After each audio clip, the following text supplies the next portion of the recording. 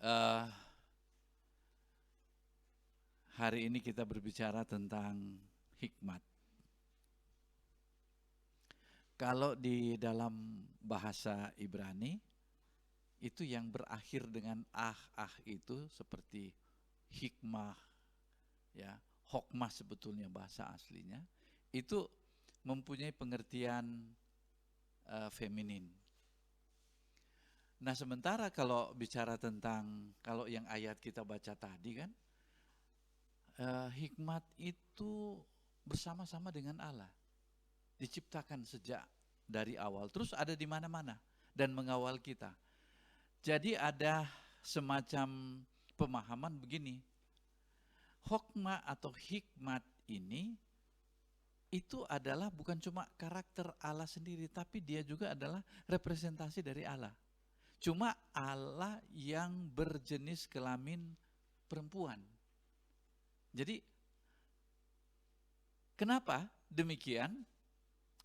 Karena di sini orang-orang Israel itu belajar dari kehidupan.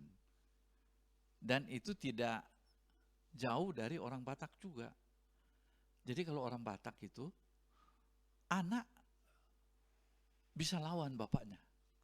Bisa berantem, bisa melawan gitu ya. Tapi kalau ibu, dia tunduk. Biar dia penjahat yang ada katanya di penjara, kalau ibunya bicara, dia tunduk, dia dengar gitu. Saya perhatikan juga dalam kehidupan sehari-hari. Anak kami, Rafael, kalau ke saya dia kadang-kadang cuek. Mungkin karena sama manja juga gitu kan. Tapi kalau dengan ibunya, dia nggak bisa main-main gitu. Ibunya suruh, ibunya kasih nasihat, dia dengar. Pernah dia nggak dengar? Pernah. Ibunya bilang, kamu jangan main-main ke depan, bahaya, kena mobil. Tapi dia lawan gitu, dia ke depan. Kelindaslah itu kakinya.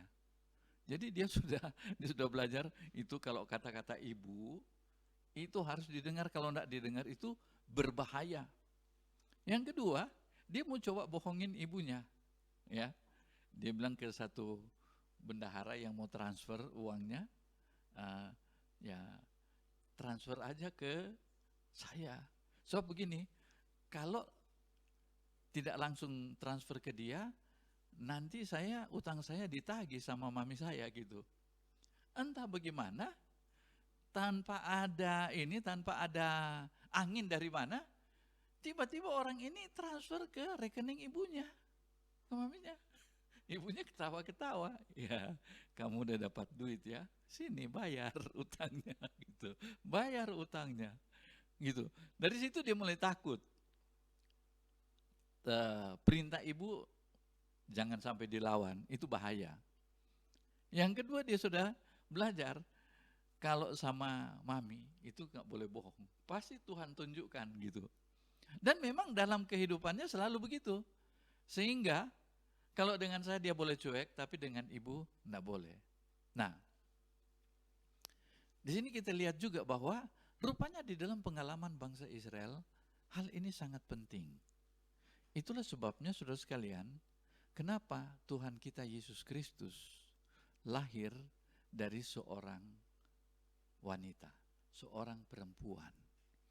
Sejahat-jahatnya seorang ibu, dia itu yang melahirkan kita. Dia yang pernah menyatu dengan kita, ya. Beda dengan seorang ayah. Di Alkitab itu Yusuf itu, ayah Yesus itu nggak banyak cerita, ya kan? Yang banyak cerita itu Maria. Nah di sini kita harus memberi penghargaan. Bulan lalu kita, orang-orang di Amerika merayakan Hari Ibu, tapi kita enggak. Hari Ibu kita nanti kapan ya? Desember, Desember. Ya, lupakanlah bapak, tapi jangan coba melupakan ibu. Ya, se eh, sejelek-jeleknya ibu kita, dia yang melahirkan kita, gitu kan? Nah, di satu pihak, karena ibu itu penting buat anak, jangan coba-coba seorang ibu mengatakan sesuatu yang menghancurkan hati anak. Itu sangat berbahaya, gitu. Ya, kalau bapak menempeleng anaknya, ya masih bisa diterima lah. Anak itu nggak akan nggak akan rusak lah, ya, karena memang itu tugasnya. Tetapi kalau seorang ibu merendahkan, kata-katanya merendahkan, itu berpengaruh loh sepanjang kehidupannya. Nah, oleh karena itu Alkitab memakai perempuan untuk hikmat itu. Karena apa? Hikmat itu harus didengar. Hikmat itu harus didengar. Nah, dalam kehidupan bangsa Israel, hikmat itu dianggap sebagai satu hadiah dari Allah. Dalam kehidupan Raja Salomo, dia mendapatkannya melalui doa sebagai jawaban dari Allah. Ini mengenai hikmat. Jadi hikmat itu tetap kita minta dari Tuhan. Banyak orang dalam contoh Raja Salomo, ya, orang banyak minta kekayaan, Tuhan cukupkan ekonomi, Tuhan tolong ekonomi masalah ini. Masalah ekonomi adalah masalah yang sangat-sangat penting bagi seseorang, yaitu soal uang. Di mana-mana kalau uang itu kurang, itu suami istri itu bisa berantakan, bisa keluarga itu bisa berantakan. Tapi sebenarnya bukan uang, tapi hikmat.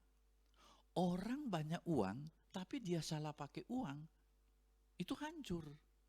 Ya, orang boleh jadi banyak uang seperti yang salah seorang menteri yang saya baca terus itu dia, waduh, kesempatan uang banyak, lalu kemudian dia salah pakai. Itu hancur mulai dari dirinya sendiri, nama baiknya, keluarganya, dan kemudian anak-anaknya. Malunya luar biasa.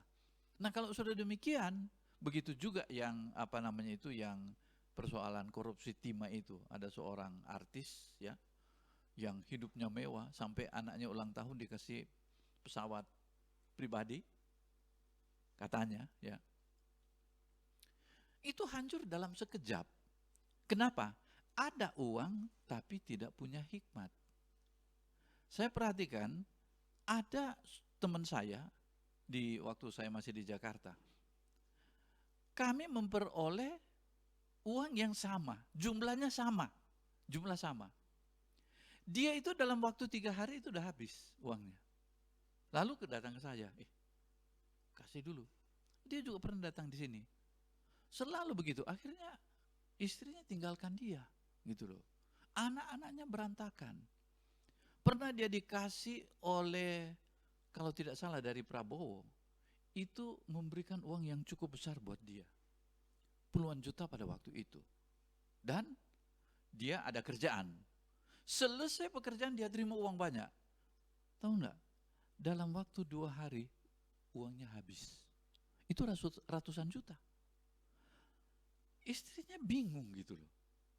Kamu bagaimana? Rupanya memang dia punya kebanggaan itu adalah traktir teman-temannya dia. Dia bangga-banggain, nih gue dapat duit banyak. Wah, teman-temannya, aduh tolong dulu lah, saya ada keperluan. Dia bagi-bagi. Kalau ada, kenapa enggak? Ini enggak, uang banyak tidak disertai dengan hikmat gitu. Hancur itu. Sampai waktu dia meninggal, aduh prihatin sekali. Prihatin. Jadi tekanan yang berat, serangan jantung, dan kemudian waktu meninggal istrinya nggak hadir. Duitnya diterima, tapi dia nggak mau tahu mau dikubur di mana, sampai sekarang juga nggak mau tahu. Karena begitu sakitnya istrinya itu, oleh karena apa? Uang di tangan seorang yang tidak berhikmat. Ya, uang di tangan seorang yang tidak berhikmat. Nah, saudara-saudara sekalian, bukan cuma uang ini masalahnya, tetapi ini juga menyangkut harta kekayaan yang lain. Oleh karena itu, Salomo ketika dikasih kesempatan untuk minta apa saja, dia berhak minta, tolong setengah dari bumi ini, biar saya yang kuasai. Bisa. Semua orang menyetor uang ke saya, bisa.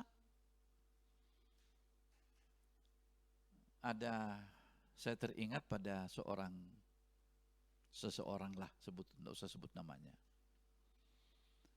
Dia bilang begini, hidup ini kalau tidak punya uang percuma. Saya tanya, kalau begitu yang paling penting bagi kamu apa? Dia bilang, bagi saya yang penting ini, cuan. Waduh, saya bilang, Kalau saya sudah tidak berdebat lagi kalau dia sudah bilang begitu kan. Saya cuma lihat pikiran orang, pusat prioritas seseorang itu di uang. Nah, saya menyaksikan juga beberapa orang yang punya rencana-rencana untuk memiliki kekayaan, proyek dan sebagainya. Besoknya mati. Kita itu kalau sudah mati mau apa? Pilih mana? Hidup sehat tanpa uang atau banyak uang tapi sudah mau mati dan besoknya mati. Pilih mana? Ya? Hah? Nah, saya pilih sehat dan banyak uang ya Bu ya. sehat dan banyak uang. Tapi kalau harus disuruh memilih uang atau kesehatan, kita lebih pilih kesehatan. Dan itu adalah permintaan dari Raja Salomo, yaitu dia lebih memilih hikmat. Ya. Nah, yang berikut adalah hikmat itu sangat penting di dalam pendidikan dan pembentukan moral. Nah, dia bilang di sini bahwa hikmat itu tidak ada kaitannya dengan intelektual, IQ tinggi. Ya. Banyak orang yang punya IQ-nya tinggi, kalau soal menghafal, dia baca satu buku itu, hari itu juga dia kuasai isinya. Ya beda dengan mahasiswa saya, ada juga yang lumayan bisa hafal, tapi ada juga sudah hafal pelajarannya, yang pertama dilupakan, tinggal yang terakhir gitu, yang diingat gitu. Oleh karena itu apalagi kalau khotbah begitu ya, panjang khotbahnya sampai 1 jam.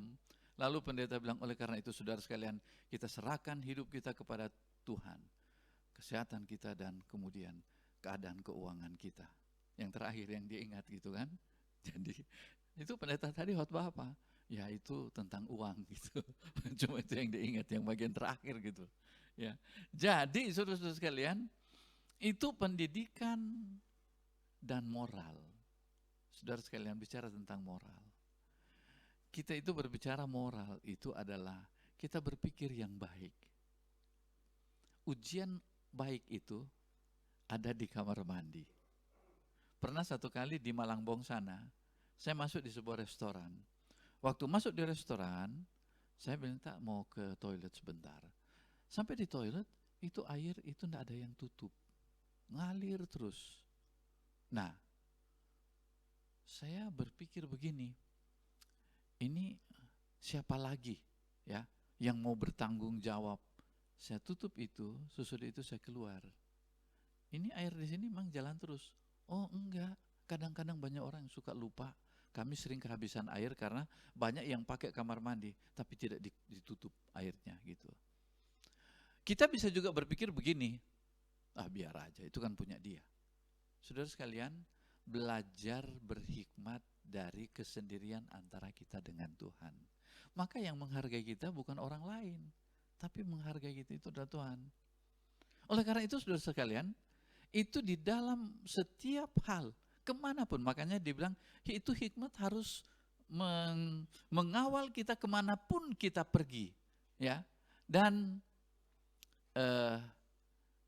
kemarin saya masuk ke toilet umum, saya lihat ada kunci mobil STNK ditaruh di, biasa begitu, kalau di tempat kencing laki-laki kan begitu ya, ada tempat di atasnya begitu kan, jadi ada cermin, terus ada tempat, dan dia taruh situ. Ini pasti lupa. Waduh, saya pikir-pikir, kalau saya ambil nanti saya dianggapnya nyuri gitu kan, tapi enggak, saya mau baik hati kok. Saya ambil itu, dan kemudian saya keliling cari satpam. Saya ketemu, Pak, ini di kamar mandi situ ada yang lupa kunci ini, kunci mobil sama STNK ini ada di sini. Dititip ke Pak, oh ya. Saya tanya juga, Bapak namanya siapa? Oh ya, supaya kan kalau ada masalah kan saya kasih tahu, oh ya, dia tunjukkan begini. Oh berarti orang ini dapat dipercaya. Nah, hal-hal seperti itu bukan datang dari bukan datang dari intelek IQ tinggi, enggak. datang dari hati yang baik, ya. Begitu juga kalau kita bertanggung jawab, kita harus berpikir sampai pada kebaikan orang. Dan itulah yang Yesus katakan, apa yang kamu ingin orang lain bikin buat kamu lakukan juga itu sama orang lain, gitu loh. Kalau kata-kata itu orang lain ucapkan buat kamu kira-kira bagaimana? Ya sakit juga. Ya jangan ucapkan sama orang lain gitu. Nah, hal-hal seperti ini itu akan membiasakan kita itu hidup di dalam hikmat. Mulai dari uang. Begitu juga dengan waktu. Begitu juga dengan kata-kata. Begitu juga dengan sikap kita. Ya. Jadi segala sesuatu itu harus dengan hikmat Tuhan. Nah, persoalannya sekarang begini. Saya ini sudah terbiasa dengan keluarga yang tidak sehat, tidak berhikmat. Moralnya kurang baik, etikanya juga kurang baik, sembarangan hidup. Saudara-saudara sekalian, firman Tuhan itu adalah hikmat dari Tuhan. Oleh karena itu, dalam kehidupan orang Israel, ya, hikmat itu sama dengan nabi. Artinya begini, Anda mau dekat dengan Tuhan, Anda mau hidup di dalam Tuhan, harus ada perantara. Perantaranya bagi orang Israel itu, bagi perjanjian lama, umat perjanjian lama adalah hikmat itu sendiri. Jadi kalau Anda tidak berhikmat, jangan harap Anda itu katakanlah dikasihi oleh Tuhan, atau Tuhan berpihak kepada Anda. Anda berlawanan dengan kehendak Tuhan. Katakanlah di kamar. Kamar itu, saya biasanya kalau di sana ke Singapura suka dikasih kamar sendiri. Ya. Setiap kali saya keluar kamar, saya kembalikan spray itu kencang, dan itu jadi akhirnya terbiasa kalau di hotel. Di hotel itu kan kalau nginep kan, itu kan ada yang ngebersihin. Saya cuma berpikir begini, yang ngebersihin ini kan pegawai, kasihan. Bagaimana kalau saya mengurangi pekerjaan dia? Dan bagaimana kalau sampai dia masuk kamar saya dan dia lihat tertata rapi? Senang nggak dia? Kalau dia senang, oke, saya lakukan. Nah itu yang ada sama saya gitu. Saya belajar untuk mempraktekkan hikmat ini. Nah setelah itu saya baca di artikel di sebuah, bagaimana Anda bersikap kalau nginep di hotel. Ya, ada banyak sih. Jangan sembarangan percaya bahwa kettle itu bersih. Cuci dulu, kadang-kadang juga mereka ada yang nakal, suka taruh sampah di situ. Ya, nah, juga dia bilang di situ, kadang-kadang juga mereka nggak bersihin gitu. Nah coba dicium bau sabun nggak, bau dijemur nggak. Kalau nggak, saya bilang suruh ganti. Kalau enggak, saya bilang saya akan tulis di apa namanya itu, kan ada review yang tulis di situ kan, di Google Map ada itu kan. Nah, saya nanti tulis itu, ketakutan mereka. Oh Pak, dipindahkan ke kamar yang lebih mewah gitu. VIP gitu. Karena dikasih di kamar yang bau gitu. Nah, hal-hal seperti itu. Kita masuk dan Anda masuk restoran. Kalau memungkinkan ya, tapi itu cuma di kafe-kafe tertentu. Sesudah makan, Anda taruh piring, gelas dan kemudian serahkan kepada mereka. Ya, supaya mereka itu juga tidak terlalu banyak kerjaan, karena menghargai. Saya juga orang kerja. Jadi saya bilang, Mbak, saya balik sini. Oh ya, terima kasih ya. Makasih Pak. Sampai 3 kali bilang terima kasih gitu. Padahal itu sudah biasa. Nah, kadang-kadang orang-orang berpikir begini. Orang Indonesia itu orang beragama, tapi kelakuannya kelakuan ateis gitu. Ada yang bilang begitu. Di Eropa, orang ateis banyak, tapi kelakuannya itu adalah kelakuan orang-orang beragama. Karena mereka itu enggak mau nyusahin orang lain. Dia habis makan, dia bersihin sendiri. Dia kemudian habis segala sesuatu, dia lakukan sendiri, dia bersihkan sendiri, dan kemudian itu udah biasa bagi mereka gitu. Kemudian coba lihat aja, ada nggak yang dari dalam mobil kemudian dia buang sampah ke jalan gitu. Itu suka lihat ya. Yang saya lihat itu orang Jakarta, ya. Nggak semua lah orang Jakarta gitu kan. Tapi lihat, waduh, mau plat B. Bagaimana Pak? Pernah lihat orang begitu nggak dari pluk? Kalau dari angkot ditegur nggak? Ya kan? Saya kadang-kadang, aduh, ini apa namanya? Begitu terjadi penyumbatan di pinggir itu kan, sampah tertutup dan banjir gitu. Ya kita punya kontribusi. Kita jangan mengeluh kalau kita sembarangan buang sampah. Gitu. Jadi kalau ya kita belajar di sini aja lah. Saya perhatikan Pak Denny ya. Pak Denny kalau dia lihat, dia tuh sangat sensitif gitu. Dia lihat ada tisu atau apa, kita lagi ngobrol, dia langsung jalan, diambil, dia taruh di tempat sampah. Itu yang yang lain juga seperti itu, tetapi yang sempat saya lihat itu Pak Denny, oh ini orang yang berhikmat begitu, ya. Jadi cuma yang orang yang kurang berhikmat itu saya belum temukan, yang kalau dia duduk di kursi dia suka dorong ke belakang begini, akhirnya bengkok begini kursi. Dia nggak tahu bahwa itu harganya harga persembahan, dan kemudian harganya satu begini berapa, 500.000 ya sekarang.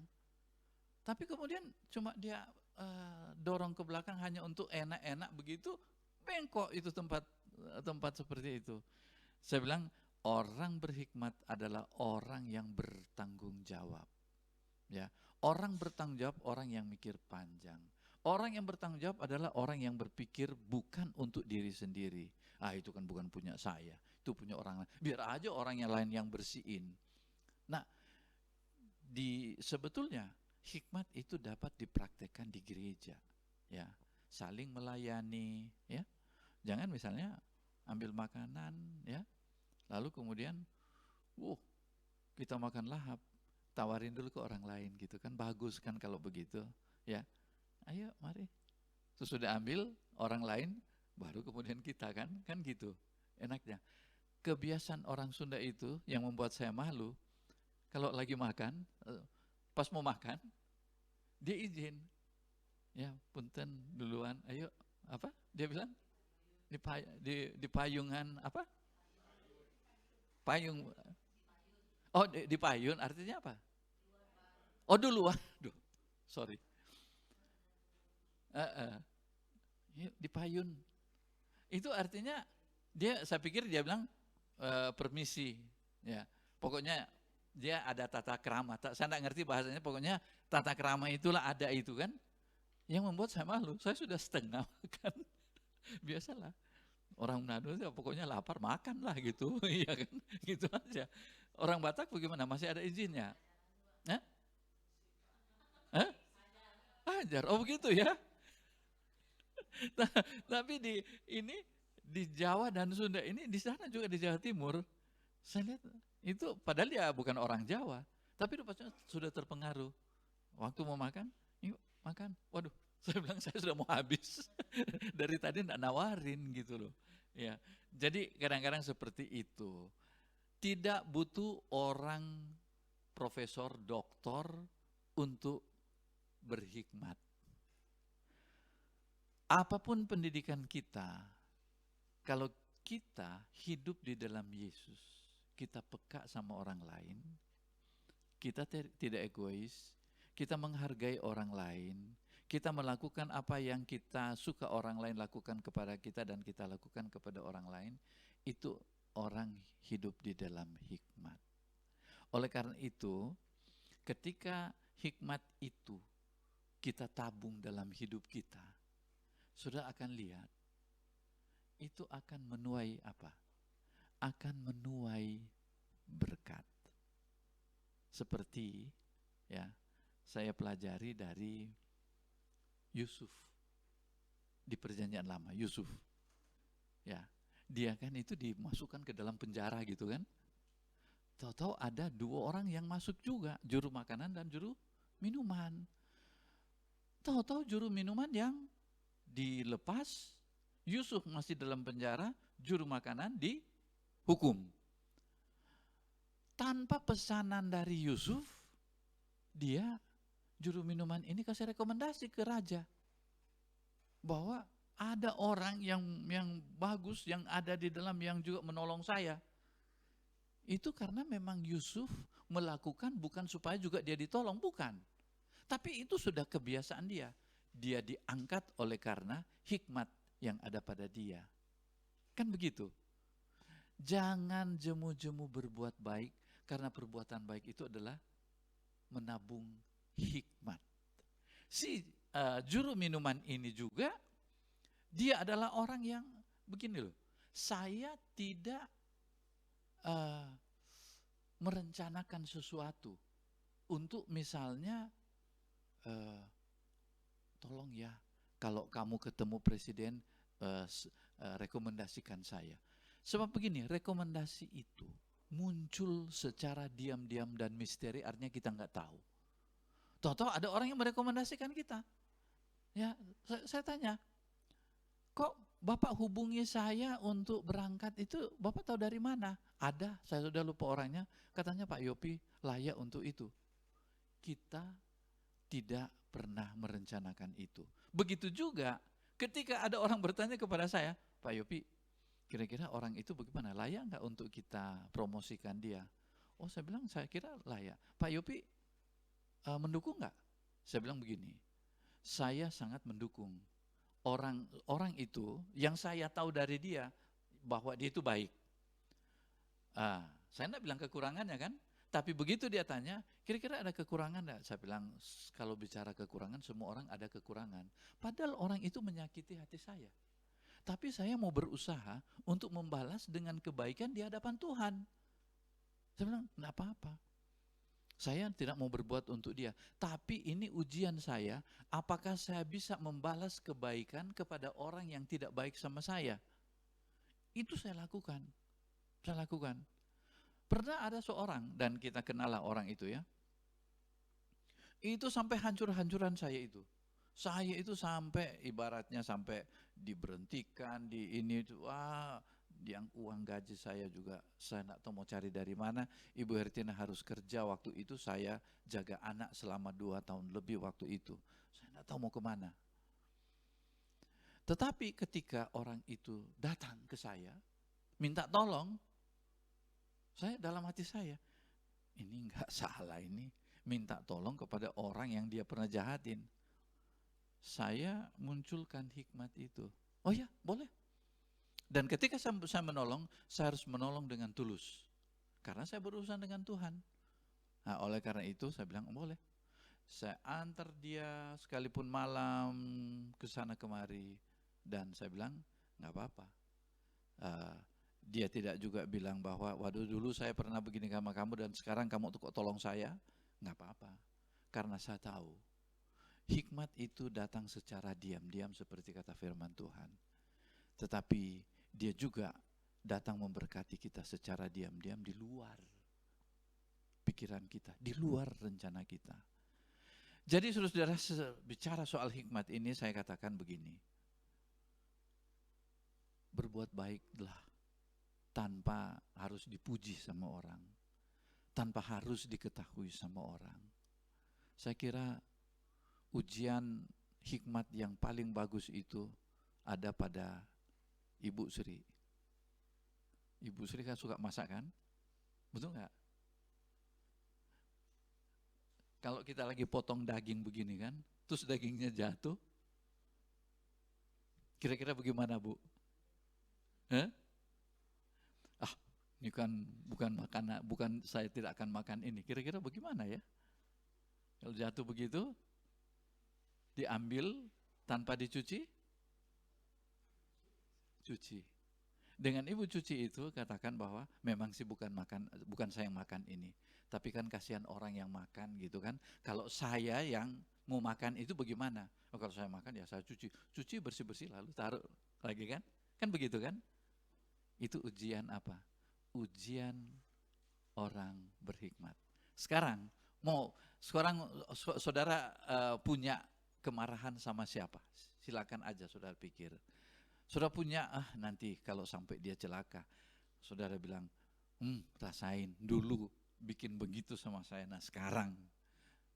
Orang berhikmat tidak akan bilang begitu.